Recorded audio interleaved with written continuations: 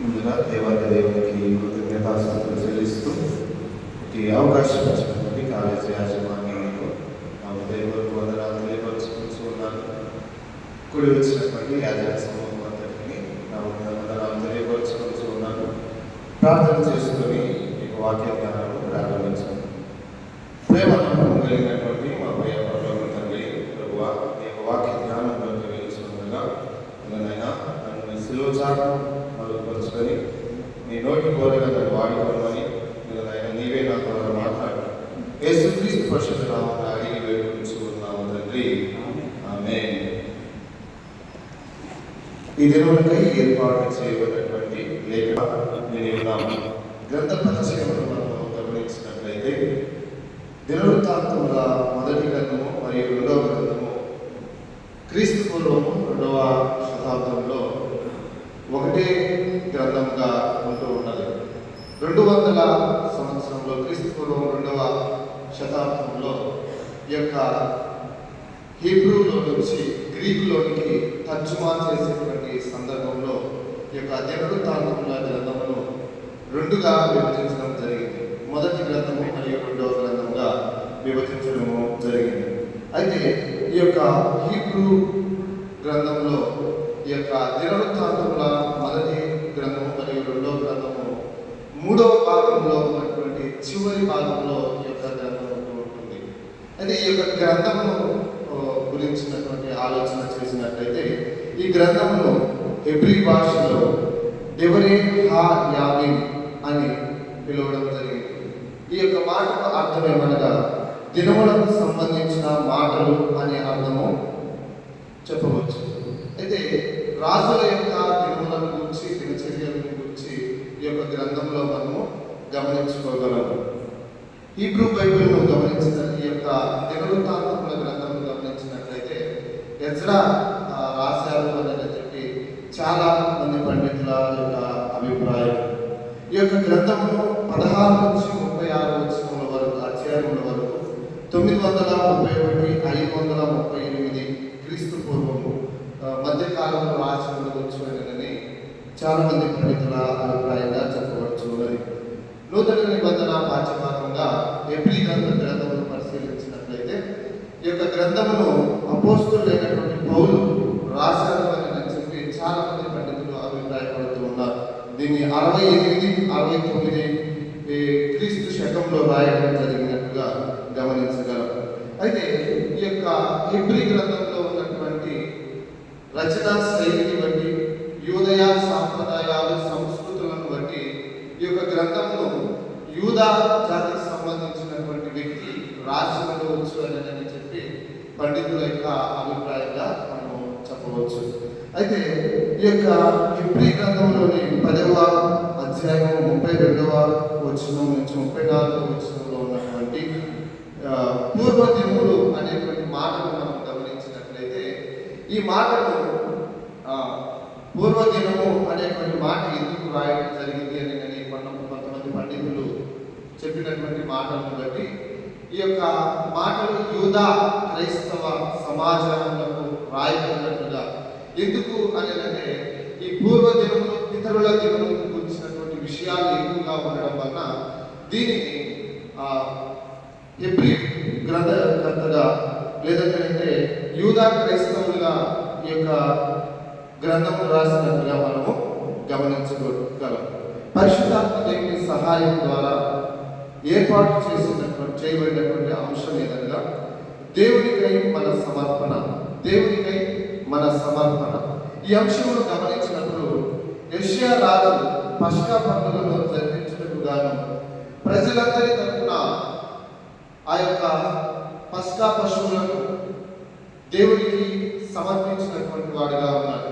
యోషియా రాజు ఆ యొక్క అధికారులు సైతము మరియు మందిర అధికారులు సైతము వారు మనపూర్వకంగా దేవునికి ఆ యొక్క యాజకుల యొక్క పక్షమున పస్కా పశువును సమర్పించినటువంటి వారుగా ఇక్కడ మనం సంహారం చేసి వస్తున్నటువంటి క్రమంలో మెల్కీసెదెకును ఎదుర్కొని అతనికి తను కొల్లగొట్టినటువంటి సొమ్ములో నుంచి 10వ భాగం చెల్లించినట్టుగా గమనించుకోగలం. ఈ రెండు మాటలను బట్టి, ఈ రెండు వాక్య ధ్యానాలను బట్టి నేను ఏర్పాటు చేసుకున్నటువంటి అంశము దేవుడికై మన సమర్పణ. అయితే ఈ యొక్క సమర్పణ జరిగింది. అది నెలాపా అనే మాటకు అర్థము ఎవ్రీ ఆఫరింగ్ అనేటువంటి మాటగా మనము గమనించుకోవచ్చు. తెలుగులో మనపూర్వకంగా దేవునికి సమర్పించుకునుట అనేటువంటి మాట మనము గమనించుకోగలం. ఈ యొక్క మాటను దినవృత్తాంతముల 2వ గ్రంథము 35వ అధ్యాయము 8వ వచనంలో మనము ఈ యొక్క విషయమును గమనించుకోగలము. అయితే ఈ సమర్పణ అనేది ఎలా ఉండాలి అని ఆలోచన చేసినప్పుడు రెండు అంశాలను నేను ఏర్పాటు చేసుకోవడం జరిగింది. అందులో మొదటి అంశంగా నీ లేదా మన సమర్పణ సరైనదేనా అనేటువంటి విషయాన్ని మనము కొద్ది సమయం ధ్యానించుకుందాం. నేటి కాలంలో అనేక మతాల వారు అనేక విధాలుగా దేవునికి సమర్పిస్తూ ఉన్నారు. అనేక మంది వారి యొక్క కానుకల ద్వారా, బంగారం ద్వారా, తలనీలాలు అర్పించడం ద్వారా ఇలా ఎన్నో ఆచార సాంప్రదాయాల సంబంధమైనటువంటి అర్పణలు వారు దేవునికి అర్పిస్తూ ఉన్నారు. నేటి క్రైస్తవ సమాజంలో కూడా అలాంటి ధోరణి ఏర్పడినట్టుగా మనము గమనించుకోగలం. నేటికి కొంతమంది జనాలను ఇలా అర్పణల పేరుతో, ఇలా తలనీలాలు అర్పించిన పేరుతో అనేక మంది చేస్తున్నటువంటి వారుగా ఇప్పుడు ఈ యొక్క కాలంలో మనము గమనించుకోగలం. అయితే దేవుని యొక్క వాక్యమును గమనించినట్లయితే దేవునికి ఈ అర్పణ అంగీకారమైన, దేవునికి ఈ అర్పణ అంగీకారం అయినవచ్చు, కానీ దీనికన్నా ప్రాముఖ్యమైనటువంటి అర్పణ దేవుడికి మనం అంగీకరించేటువంటి వారుగా ఉండాలి. మత్తయి సువార్త 12వ అధ్యాయం 7వ వచనాన్ని మనం గమనించినట్లయితే అక్కడ దేవుడు యేసుక్రీస్తు ప్రభువు వారు పలికినటువంటి మాట, నేను కనికరమును కోరుతున్నాను కానీ బలిని నేను కోరడం లేదు అనేటువంటి విషయాన్ని అక్కడ చెప్పడం జరుగుతూ ఉంటుంది. అదేవిధంగా మార్కు సువార్త 12వ అధ్యాయం 41 నుంచి 44వ వచనం వరకు మనం గమనించినట్లయితే బీద విధవరాలి యొక్క సందర్భంలో అక్కడ యేసుక్రీస్తు ప్రభుల వారు కానుకల గురించి చెప్పడం లేదు, కానీ అక్కడ అధికంగా కానుకలు సమర్పించినటువంటి ఆ యొక్క ధనవంతులైనటువంటి వారి గురించి మాట్లాడడం లేదు, కానీ 2 కాసులు సమర్పించినటువంటి ఆ యొక్క బీద విధవరాలు గురించినటువంటి విషయము మాట్లాడుతున్నట్టుగా మనము గమనించుకోగలం. అనగా ఈ కానుకల గురించే మనం ఆలోచన చేస్తూ ఉన్నామా, లేదా ఆచార సాంప్రదాయాల విషయమై మీదనే మనము ఆలోచన చేస్తూ ఉన్నామా అనేటువంటి విషయము మనం పరిశీలించుకోవాల్సినటువంటి వారంగా ఉన్నాం. అయితే ఇటువంటి విషయాలను దేవుడు ఆశిస్తూ ఉన్నాడా అనేటువంటి విషయంగా మనం రెండవ ఉపవాంశంగా దేవుడు మన నుండి కోరుకునేటువంటి సమర్పణ, దేవుడు మన నుండి కోరుకునేటువంటి సమర్పణ. అదే మార్కు సువార్త 12వ అధ్యాయం 41 నుంచి 44వ వచనముల వరకు మనం గమనించినట్లయితే ఇక్కడ బీద విధవరాలు సమర్పించినటువంటి 2 కాసులను దేవుడు స్వీకరించారు. అంటే ఈ బీద విధవరాలు సందర్భంలో 44వ వచనంలో మనం గమనించినట్లయితే అక్కడ తన జీవనమంతయు దేవునికి సమర్పించినటువంటిదా అక్కడ ఆ యొక్క స్త్రీ ఉన్నట్టుగా మనము గమనించుకోగలం. నేను ఈ యొక్క వచనములను 41వ వచనం నుంచి 44వ వచనం వరకు నేను ధ్యానిస్తూ ఉండగా దేవుడు నాలో తలంపు పుట్టించారు. అదేమనగా ఈ యొక్క పేద విధవరాలైనటువంటి ఈమె దేవుని ఎంతగా విస్తారంగా ప్రేమించుకుందో, దేవుని కొరకై మనపూర్వకంగా ఆమె కానుకను సమర్పించడానికి సిద్ధపడింది. అదేవిధంగా ఆమె హృదయపూర్వకంగా ఆమె జీవనమంతయు తీసుకుని వచ్చి దేవుని యొక్క సముఖంలో పెట్టినటువంటి రీతిగా ఇక్కడ మనం గమనించగలం. అనగా దేవుని మనం ఎంతగా ప్రేమించగలమో అప్పుడు మనము దేవునికి మనం సమర్పించడానికి మనము ఆ వెలిగేయగలిగేటువంటి వారంగా ఉన్నాం. రోమీయులకు రాసినటువంటి పత్రిక 12వ అధ్యాయం 1-2 వచనములను మనము గమనించినట్లయితే అక్కడ దేవుడు చెబుతున్నటువంటి మాట, అక్కడ అపోస్తలుడైనటువంటి పౌలు చెబుతున్నటువంటి మాటను మనం గమనించినట్లయితే సజీవ యాగమైనటువంటి మీ శరీరములను దేవునికి సమర్పించుడి అనేటువంటి మాట అక్కడ మనకు కనిపిస్తూ ఉంటుంది.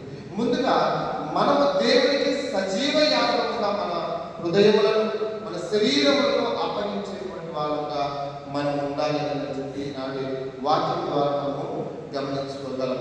ఈనాడు చాలా మంది క్రైస్తవులు అనబడినటువంటి వారు దేవునికి ఏదో సమర్పిస్తూ ఉన్నాం, నా కానుకలతోనే దేవుడు బతికేస్తూ ఉన్నాడు, నేను ఇచ్చినటువంటి సమర్పణతోనే దేవుడు బతికేస్తున్నాడు అనేటువంటి రీతిలో మనం చాలా మంది క్రైస్తవులు ఆ ఆలోచన విధానంలో ఉన్నారు. కానీ అది తప్పుడు ఆలోచనగా మనము గమనించుకోగలం. మనము దేవునికి ఇచ్చేటువంటి కానుకలు ఏ దేవుడు అని కోరడు, కానీ దేవుడు మన హృదయాన్ని కోరేటువంటి వాడుగా ఉన్నాడు. దేవుడు మన సమర్పణ జీవితాన్ని కోరేటువంటి వాడుగా ఉన్నాడు. మన జీవితాన్ని కోరేటువంటి వాడుగా ఉన్నాడు. దేవుని సంగమా, దేవుని పిల్లలు. కాబట్టి దేవుడు మన జీవితంలో మనం ఉన్నామా, అటువంటి సమర్పణ జీవితము మన జీవితంలో కలిగి ఉన్నామా అని నేటికి మనము పరిశీలించుకోవాల్సినటువంటి బాధ్యత ప్రతి ఒక్క యవన జనాంగం పైన మరియు క్రైస్తవుల పైన ఎంతవరకైనా ఉన్నదని చెప్పి తెలియజేస్తూ ఉన్నాను.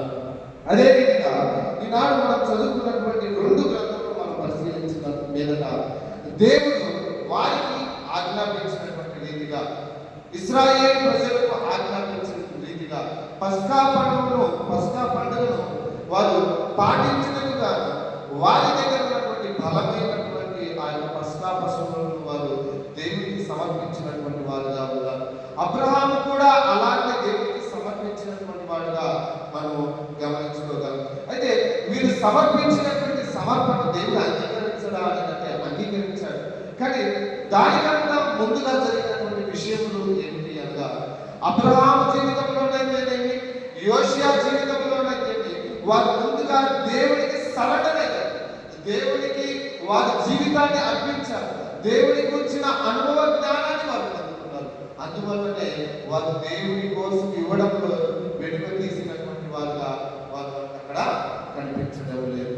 ముగింపుగా మనం గమనించినట్లయితే ఈనాటి క్రైస్తవులుగా మరియు దేవుని సేవకు పిలువబడినటువంటి మనం ఆలోచన చేయవలసినటువంటి విధంగా ఏమనగా, దేవుని పిలుపును అందుకున్నటువంటి మనం దేవునికి పిలుపు తగినట్టుగా జీవిస్తూ ఉన్నామా, దేవుని పిలుపు ఎందుకు మనం పిలుచుకున్నాడు అనే విషయాన్ని మనం తెలుసుకుంటూ ఉన్నామా అనేటువంటి విషయాన్ని మనము గమనించుకోవాలి. ఎప్పుడైతే మనం దేవునికి సజీవ యాగంగా మన హృదయములను, మన శరీరములను దేవునికి అర్పించుకుంటామో అప్పుడు దేవుని సేవను మనము సరైన రీతిలో చేయగలము. అదేవిధంగా దేవుని ఎక్కువగా ప్రేమించగలము, దేవుని విస్తారంగా ప్రేమించగలము.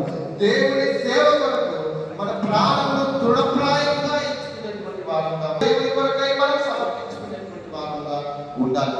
కాబట్టి ఈనాడు నేను దేవునికి కానుకలను అర్పించడం వల్ల లేదంటే స్వీకరించడం అని చెప్పడం లేదు, కానీ మనము ప్రాముఖ్యమైన దాన్ని అర్పించడం ద్వారా కానుకలనేది మరి ఏ విషయంలో అయితే దేవుడు స్వీకరించే అవకాశము ఎంతైనా ఉన్నది.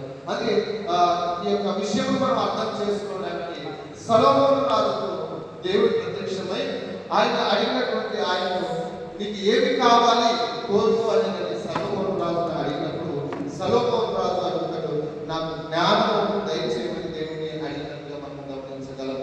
అంటే ఈ సొలొమోను రాజు ఎప్పుడైతే జ్ఞానం అడిగాడో దేవుడు చెబుతున్నటువంటి మాట, ఐశ్వర్యమునైనా కీర్తినైనా కోరలేదు, కానీ నువ్వు జ్ఞానము కోరావు కాబట్టి నీకు జ్ఞానంతో పాటు వీటన్నిటినీ ఇస్తూ ఉన్నాను అనేటువంటి విషయాన్ని దేవుడు ఇక్కడ చెప్పడం జరిగింది. అనగా దేవుడికి ముందుగా మనం సమర్పించుకునే మన హృదయంలో, మన శరీరంలో ఆయన సమర్పించుకునే మిగతా కానుకలైనా సరే, మిగతా ఏ విషయమైనా సరే మనము దేవుడికి సమర్పించుకునేటువంటి వారంగా ఉంటాము. కాబట్టి ఈ విధంగా దేవుడికి మన హృదయపూర్వకంగా మన జీవితంలో సమర్పించుకున్నట్టు పరిశుద్ధాత్మ దేవుడు మనకు సహాయం దయచేయుగాక.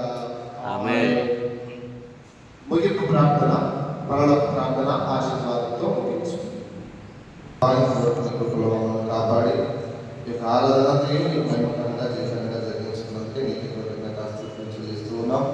అయినా ఈ రోజు ఈ వాక్య ధ్యానంలో ఉన్నటువంటి ప్రతి ఒక్క బిడ్డనైనా వాక్యం ద్వారా బలపడటకు, మా యొక్క హృదయములను, మా యొక్క శరీరములను సజీవ యాగంగా నీకు సమర్పించుటకు ఈ యొక్క సహాయం దయచేయమని కోరుచు యేసుక్రీస్తు పరిశుద్ధ నామమున అడిగి వేడుకొనుచు ఉన్నాము.